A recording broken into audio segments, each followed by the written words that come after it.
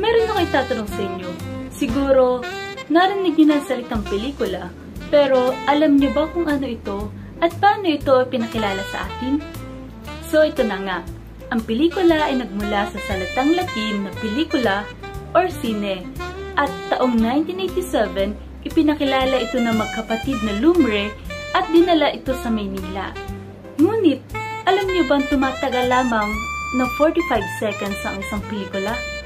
Pero, noong panahong 1912, nagawa ang isang full-length film na mahigit na mas mahaba sa standard ng kasalukuyang kalakaran ng sistema.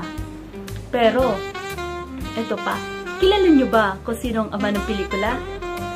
Sasabihin ko sa inyo, si Jose Nepomuceno ay kinilala bilang ama ng pelikula sapagkat siya ang unang gumawa ng pelikulang Pilipino na may pamagat na Dalagang Bukid noong 1919. At umabot pa ng 2 dekada bago nagkaroon ng sariling kamay ang mga Pilipino sa medium ng pelikula.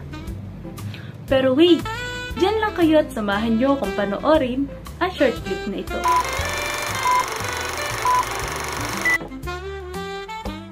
Bilisan mo na, mauli na tayo! Oo, ito na! Halika na, tara na! Hindi ka ba magsisibilya?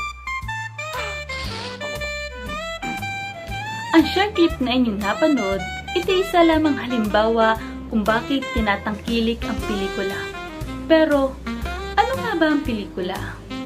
Ang pelikula ay isang anyo ng sining at industriya na kung saan ito'y nagiging instrumento sa komunikasyon, politika, representasyon ng kultura, at boses ng mamamayan. Dahil dito, nauhubog ang kaisipan ng manonood sa iba't ibang aspeto tulad ng kaisipang makabansa o makabanyaga. At alam nyo ba, ang pelikula ay isang uri ng libangan at kinakakitaan ito ng makabuluhang epekto sa manonood.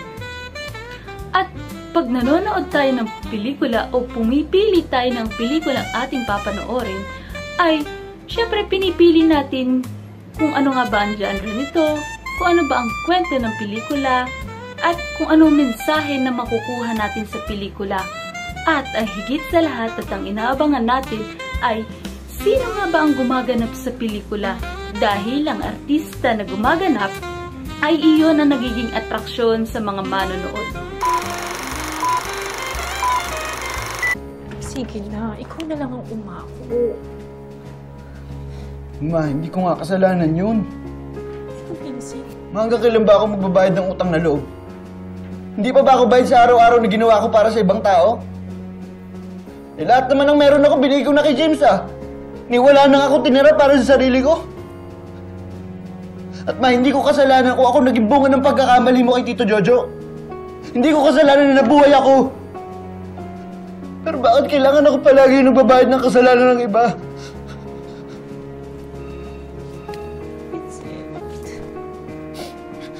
May paglaban mo naman ako. Takbo rin naman ako eh.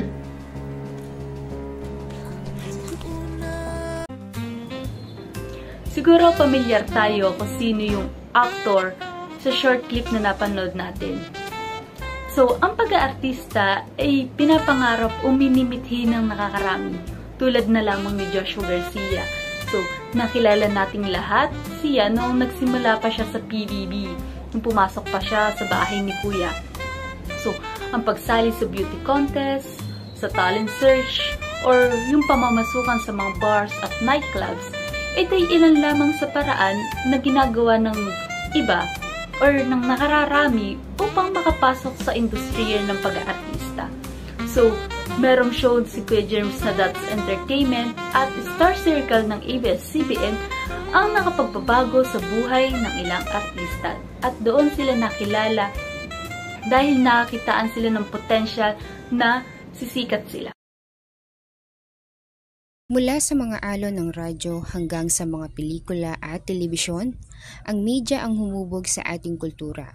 Nagbibigay sa atin ng impormasyon, aliw, at kaganapan sa ating lipunan sa bawat araw.